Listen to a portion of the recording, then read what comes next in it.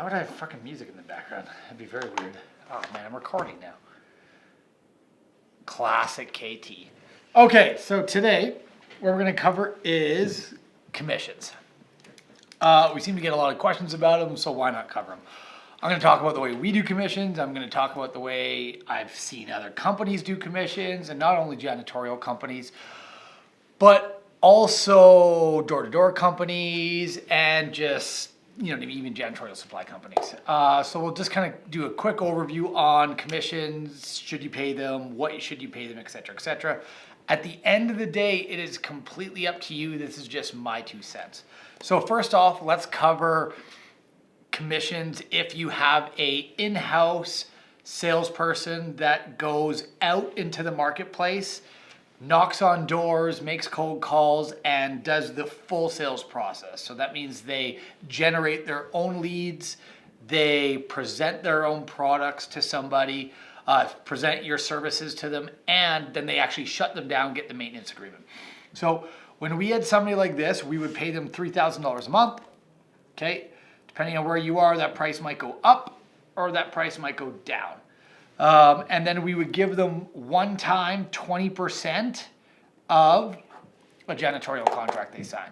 So average contract's about $1,200. They would make, roughly around $250 on it. They would be able to sign about 10 to 15 new deals a month is what they would sign. So 10 to 15 a month. So they were making an extra $2,000 to $3,000 a month, roughly just on that. So they would make $72,000 a year. When we went to inside salespeople, what happens is we have somebody that does appointment setting, and then we had somebody that does presenting, and then they would do follow-up and shut the deals down. So an appointment setter, all this person does is they do outbound phone calls to set up appointments. They were making $3,000 a month. Again, I pay my people really good because I want them to show up and I want them to do really good work. I want them to be motivated. And then they would get 5% one time of any deals that shut down, okay, that our presenter shut down from their appointments. So these people are going to make $51,000 a year. That is literally what we have right now. We have 4 people in that office next door doing strictly appointment settings. So they'll make 51 grand a year, okay? Presenters, again, these are the people presenting services to them over screen sharing software, doing follow-ups, and doing everything to shut down a deal.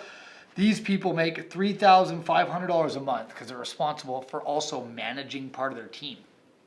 Okay, so they'll have 2 people on their team. They need to make sure that their people are doing their deals, entering everything in correctly, and double checking their work. That's what the extra $500 is for. Plus, they usually have to stay a little later and come in a little earlier to make sure everything's organized for their day. These people get 10% one time of all their deals. So at the end of a year, these people make about $104,000 a year for presenting.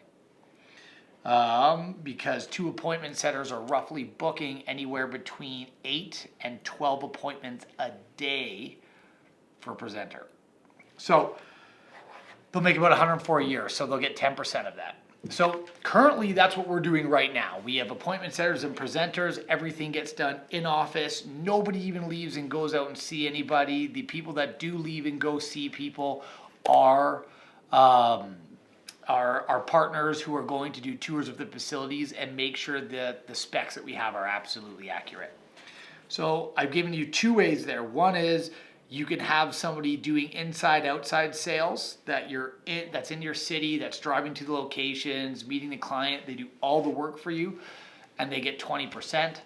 Or you could have an appointment setter, or you could even have, a presenter. So I really gave you 3 ways. The other way to do it is have somebody strictly on commission.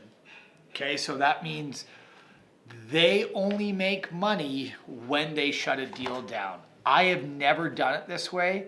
It's not that I don't believe in 100% commission jobs. I just find that I never really find the right people. Maybe I'm looking in the wrong place.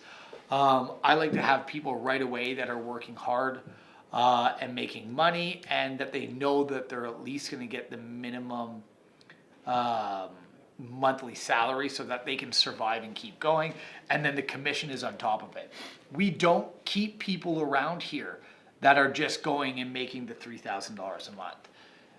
We have expectations for them. If they don't hit their targets, they go fast. So that's kind of my 2 cents and opinions for it. We give people bonus one time. We don't give people ongoing bonuses. So it's not like that 20% is for every single month or the 5 or 10%. It's once they get it. Now, I've been toying around with giving like a presenter or a sales manager a piece of an ongoing pie so they can continue to make more than $104,000 a year over time, which is they would get like 1% of all of their deals each month. But I haven't really decided whether or not we're going to do it. The way we're doing right now is, you know, a presenter will make over 100 grand a year, an appointment center, which at another call center, just a normal call center, would make like $2,500. They have an opportunity of making 51 grand a year. So I think we're paying pretty good. We seem to be able to get tons of people inside of our call center for it. We have 7 people right now. We've only had it up and going for like 4 weeks. And we have hundreds of people that apply to it. So it seems to work for us. That's my 2 cents on commissions. If you have any other questions on it, comment below.